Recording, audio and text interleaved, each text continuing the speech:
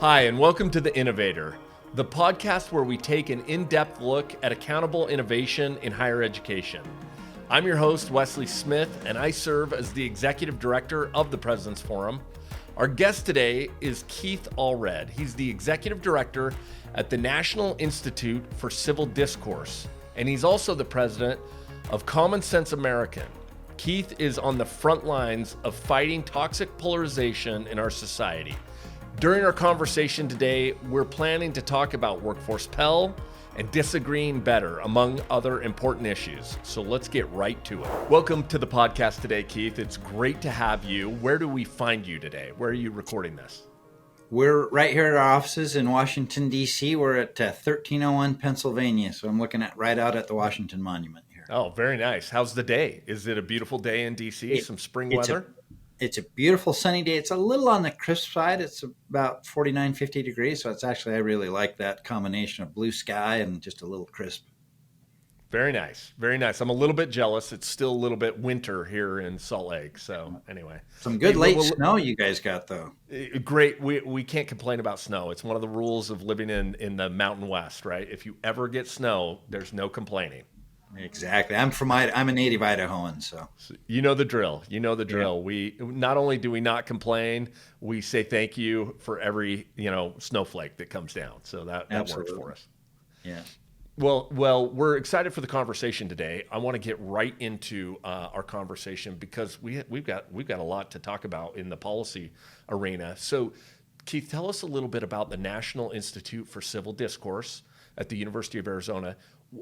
Tell us about the program and your guiding principles. Yeah, so we were founded a dozen years ago by the University of Arizona in the wake of the Tucson shooting that killed 6 and injured another 13. Part of that story that a lot of people don't know is that Gabby Giffords, the U.S. representative, had gone to the University of Arizona just 3 or 4 weeks prior to the Tucson shooting and talked about her concerns with declining civility and bipartisanship in Congress and urging the university to create an institute or a center that would work on that. So when the Tucson shooting happened just several weeks later, they were committed to following through on that vision. And it gave the university real convening power. So George H.W. Bush and Bill Clinton were the founding co-chairs. Tom Daschle, Sandra Day O'Connor, Katie Couric, Colin Powell, Madeleine Albright, Al Simpson, Dan Glickman, Olympia Snow, just this all-star group of leaders standing up for the proposition that we should engage our differences constructively. And so I think that, nobody knew 12 years ago just how nasty our politics were going to get. So I think that turned out to be important that NICD got into that early. And so that's our mission, is to help build the nation's capacity to engage our differences more constructively. Or you could say disagree better in line with Governor Cox's excellent NGA initiative. That is very on topic for a lot of things that the President's Forum is engaged in right now. I know that at the Institute that you have a program called Common Sense American. Tell us about that program.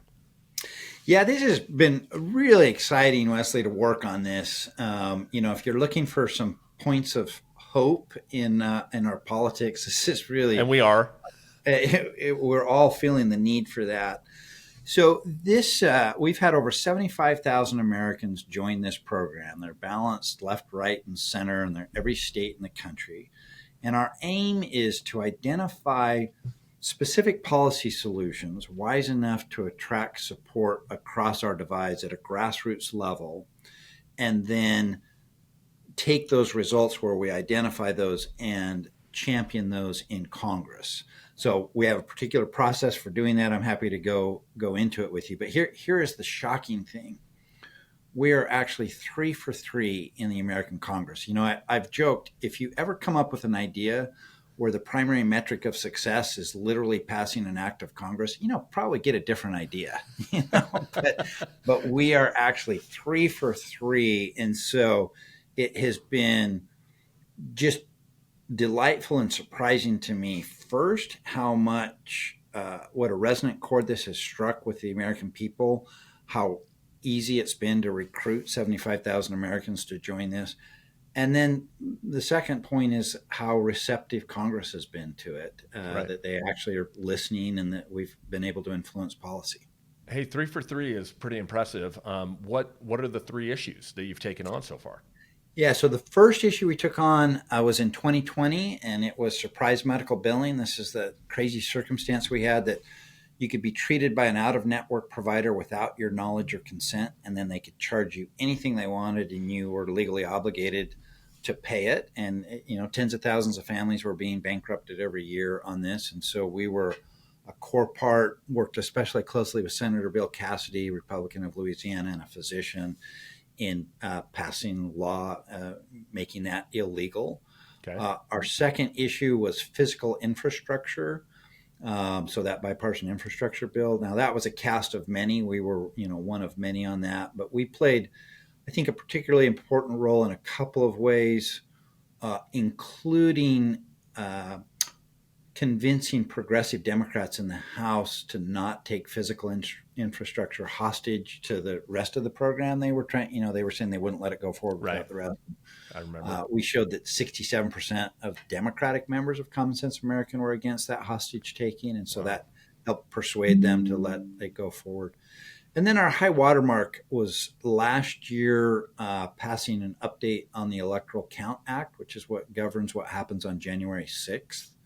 And there we played a very central role. So Senator Collins and Senator Manchin, who led that effort, actually recruited us to work on it. We'd worked with them on the prior two issues, and they said, we really need you on this. And there we played a very central role, both in shaping the legislation and getting it passed. And that fortifies peaceful transitions of power for generations to come. So that felt very consequential. Right. Well, I love this approach because so often in modern politics, what we see now is action outside the legislative branch. And so all it takes is a new administration to come in to just totally go a different direction on, very substantial and substantive public policy that's been embraced by the executive branch because it doesn't have a legislative founding, a legislative basis. So this gives a way for that bipartisan support that remains past one administration to another administration. Yeah, exactly. And with the Congress so narrowly divided, I mean, it cannot get more narrowly divided. So, as of, I don't know, the next couple of days when another Republican member of the House resigns, it's a one-person majority in the House. Democrats have a one-person majority in the Senate. It cannot get any closer. Right. And this has been true for about 40 years now. It's really at historic levels of the evenness of the divide. So the only way you pass policy in the way it's meant to be passed in the United States system, and that is through the Congress, is on a bipartisan basis. Right. Right. Compromise is not the bad word that we've been told it is in recent media or in recent, especially social media. Yeah, and even beyond compromise, James Madison, as he was in the Federalist Papers arguing for the Constitution, was arguing that the need to have agreement across our divides wasn't just an expedient, but that we were probably going to get wiser policy, that if it looked wise from multiple perspectives, it was more likely to prove to be wise in practice. And so, our experience in working on that is it was less about compromise and actually about good policy development. If you really listened to each side's perspective and kept trying to do better policy that would get their assent, then it just turned out to be better policy. Yeah, that makes sense, actually. Yeah, that makes a ton of sense. Well, tell us, so there's an issue that the President's Forum has put a lot of time and energy behind, and that is short-term Pell or workforce Pell.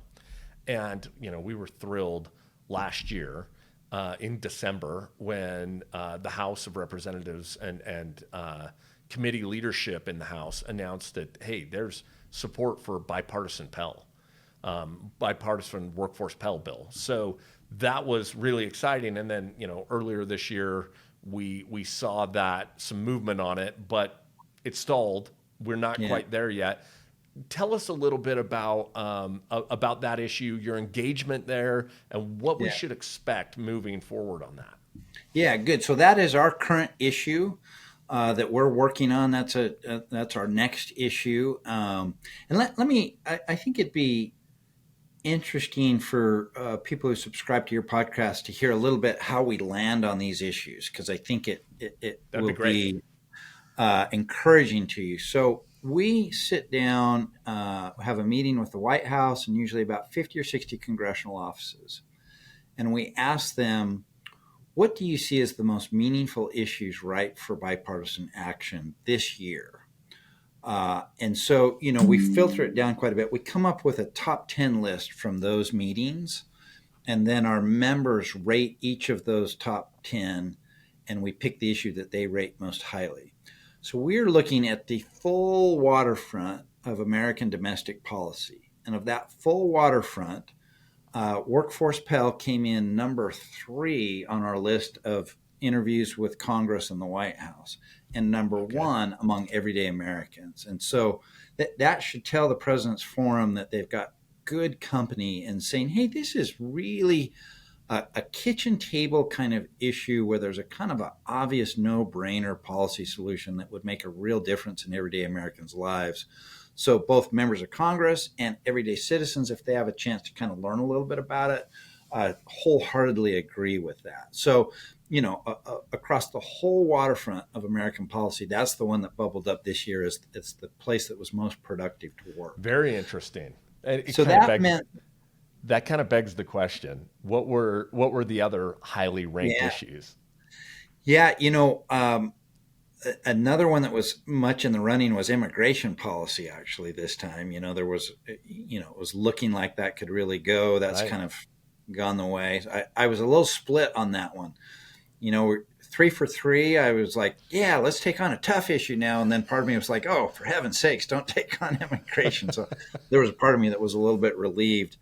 And then the other one was kind of mental health and big tech, and social media and some of that stuff. Seems like bipartisan support and watching states and how they're handling it right now. So I can see why that would be on the list. Yeah.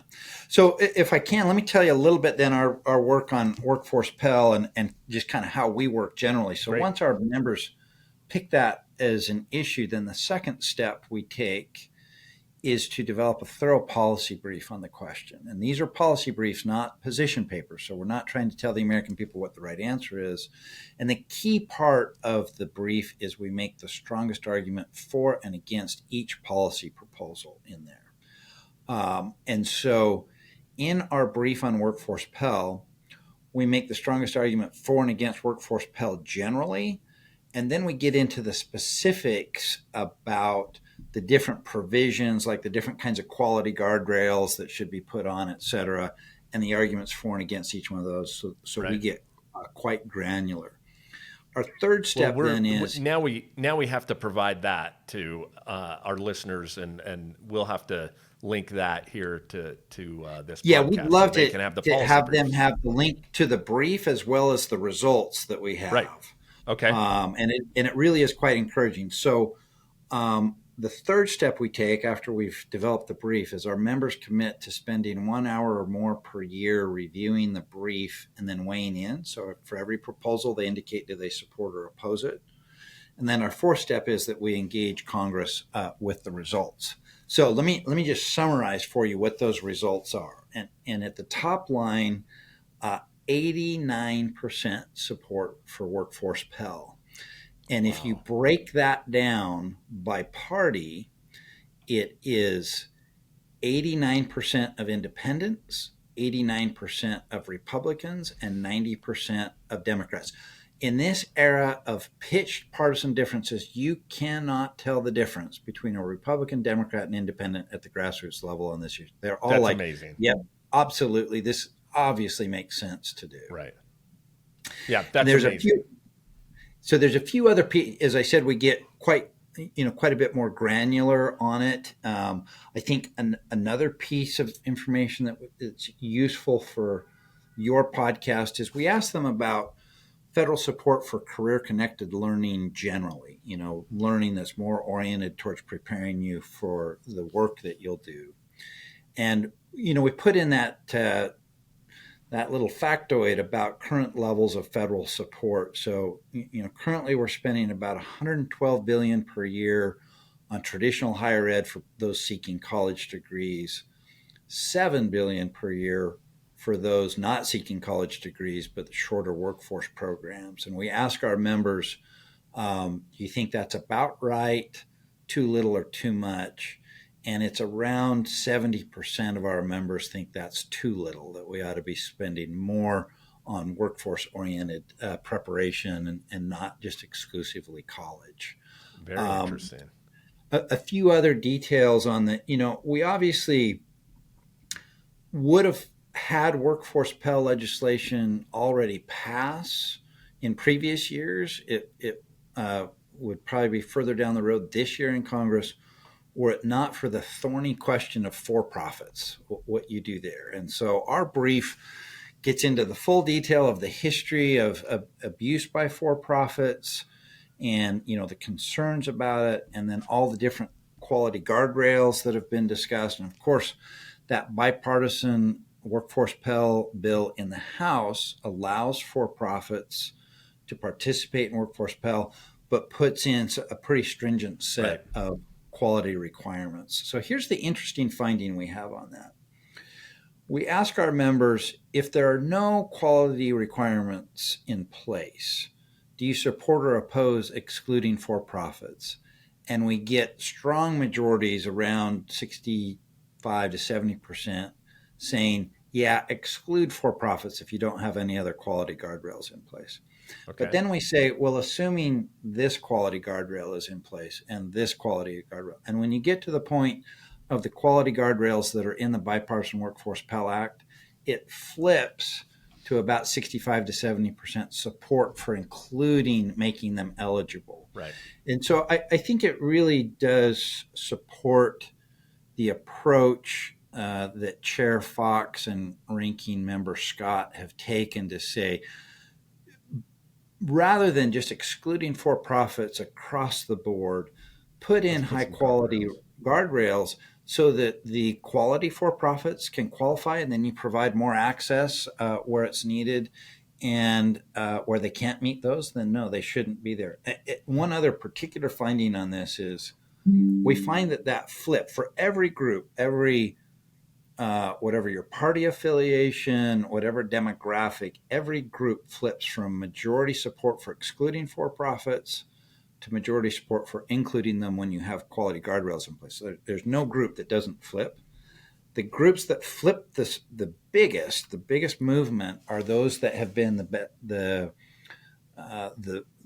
victims of for-profits. So, for example, African Americans are even more supportive of excluding for-profits if there's no quality guardrails, but even more supportive of including them if there are the quality guardrails. And so, in those cases, they're saying, hey, that provides some more access, and often, they're kind of a little quicker to respond to the market, et cetera. And so we want that access for our folks. And let me be the one that says this, that guardrails too, they protect not only from for-profit bad actor, but also a not-for-profit bad actor, or a state institution that doesn't perform well. And we should have a high bar for every educational institution that's engaged in workforce Pell, right? Yeah, exactly right. And there's a range among the nonprofit, the public institutions that do that. And I think it's also one of the innovative parts of the House bill is that you have completion and graduation rates of 70% each, and then earnings requirements that you can actually demonstrate an increase in earnings. And that's just got, on the face of it, some logic to it, right? If the reason that you're going to take one of these workforce certificate programs is to get a better job, well, then let's measure, is the program successful in doing that? I'd be in favor of having quality measurements on economic outcomes for every institution of higher ed, for all the programs. And I know that's a loaded conversation, but that should be the future. I think this whole conversation about workforce Pell is likely going to move the policy discussion in that direction. As you know, the College Transparency Act that Senator Cassidy is working on is kind of got some things along those lines. So I think it is going to advance it that way. I will note that among our members, there was real support for quality guardrails.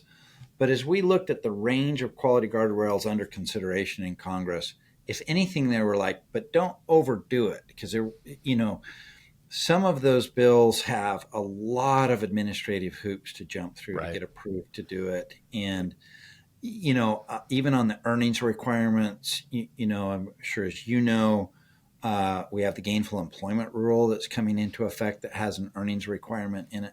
And our members were like, boy, that might be enough of an earnings requirement. Don't overdo it, because that there's kind of a quality access trade-off there. And we're like, yeah, you got to have quality guardrails. We want to make sure that we don't give people Pell Grants, and then they also take out some student loans to get in it, and then they don't get a better paying job. Now they're stuck, with debt they can't pay. Right. So we certainly don't want to do that. But you also want to make it viable for programs to be able to comply with this and not make it so impossible. And so if anything, our members were like, yeah, quality guardrails, but geez, Congress, don't overdo that. Let's make it feasible. Hey, you're altogether too reasonable on all of this policy work. I mean, all of this sounds like exactly what Congress should be doing when weighing public policy, right? Is figuring out what's the balance between protecting, consumers and what's in the, best public interest, and what is the balance of bureaucracy that could weigh down some of these programs and the way they're distributed, these funds get distributed. It just seems reasonable to address all of these issues in a way that's balanced and fair. And it kind of takes me back to your initial, our initial conversation about how does disagreeing better actually yield better outcomes? And to your earlier point, maybe it's not just about compromise; it's actually about better policy. Yeah, if you just take a practical look of not a partisan food fight, or is this going to help my team win against that, and beat the other team? But okay, workforce Pell. Is it generally a good idea? Yeah. Specifically, how would you do it? Well, it's just a practical question. And you just take some kind of common sense, practical, weigh the pros and cons of each one of these and which make most sense. It just feels like you're going to get more policy and better policy out of it. And I think we really find, that James Madison had it right, that broad support is an indicator of wisdom, that our members really kind of are pretty dynamic in reflecting at a pretty great level of detail. It's like, yeah, that makes a little more sense than that. And that, and you just kind of, if you take that practical problem solving approach, there are reasonable answers to these questions. Okay, so I want to conclude. I know our time is short here, and I want to let you get back to your important work. But tell us this.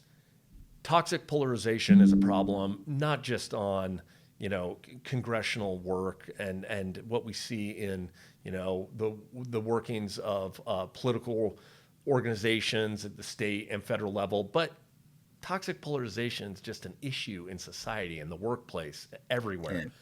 Are you doing anything to address this issue more generally? Yeah, a place where I'm most excited about where we're working now is a place that I know President's Forum has also been thinking a lot about, and that's how do we train our college students to go out into a world in their civic lives that has so much polarization, but also in the workplace they're having to deal with this in their personal lives. Yes.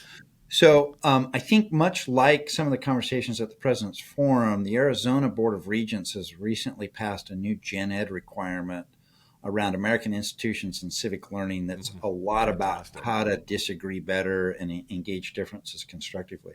So NICD is actually developing a course for that requirement.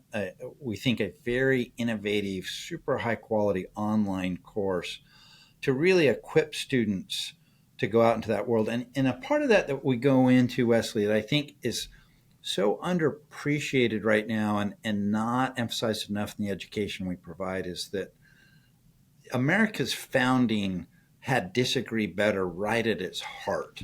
So, the founders looked at that 3,000-year history of dozens of attempts at self-government that had all failed and asked themselves, why? Why did they always fail? We'd better have a better answer or else we're going to suffer the same fate.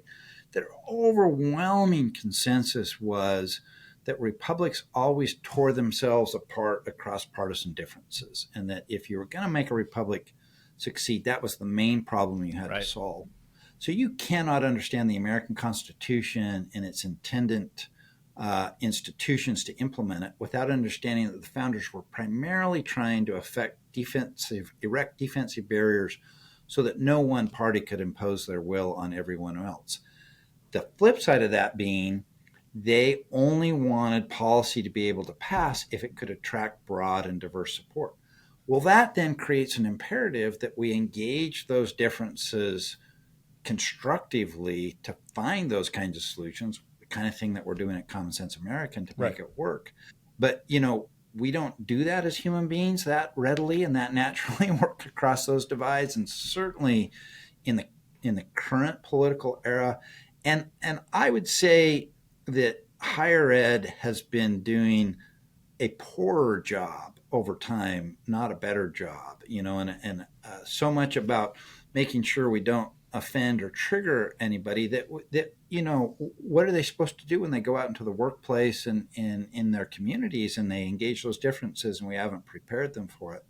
So we're developing this course that will give those deep intellectual foundations for why this is central to the American experiment, a bit about the 40-year rise in polarization and how that's made it more important and even more difficult, and then some actual skills building for how do you do this effectively. So we're very excited about that. Hey, I love the future, and this is the conversation that we need to have to continue this specific issue at the President's Forum and with the work that you're doing with the University of Arizona. This seems like a really relevant, session 2 for a podcast on disagreeing better and the curriculum involved in that. So we'll put that on the back burner right now, but we'll come back to that in a future podcast. And then on this one, I want to give you the last word. What's the future for Workforce Pell, and what do we need to do to advance it? Yeah, I think there is a very real chance that it passes in this Congress, but it is not an easy path, I think, as all of your folks will know. The bipartisan Workforce Pell that passed out of committee with greater than 80% support of the committee members, very bipartisan, was scheduled for a floor vote and had to get pulled at the last minute. So it's run into some snags over there. It's almost entirely on the pay-fors, not on the substance of Workforce Pell. And then there's some obstacles in the Senate. To me, the politics are a little curious. It's progressive Democratic senators that are the main problem, that have the deepest concerns. So Chairman Sanders is. You would kind of think of progressive Democrats as being champions of the working class, and so that's, I think, a little counterintuitive, but that is where it is. Our understanding, though, is that there are very good discussions going on, and we're trying to support them to find a path. And in fact, it's good for Workforce Pell across the board. I think there's a good chance we might see a package deal that involves some version of a National Apprenticeship Act, some version of WIOA reauthorization, and Workforce Pell. And if you did all three of those, you would really advance workforce education in this country. Absolutely. Absolutely. Well, we're optimistic that we'll find a way through, and we'll find the policy that helps learners progress to economic opportunity. And we'll stay in touch and work with you on short-term Pell issues and generally on bridging the toxic polarization divide in our country right now. So thanks for joining, and thanks for all the work you're doing at the Institute and the University of Arizona. Well, thanks, Wesley. It's been great to be with you. And thanks to the President's Forum. I think you guys are a really important voice in higher education today and helping the country move directions that we need to move. My thanks to Keith for joining us today, and please come back and join us as we continue to explore accountable innovation in higher education.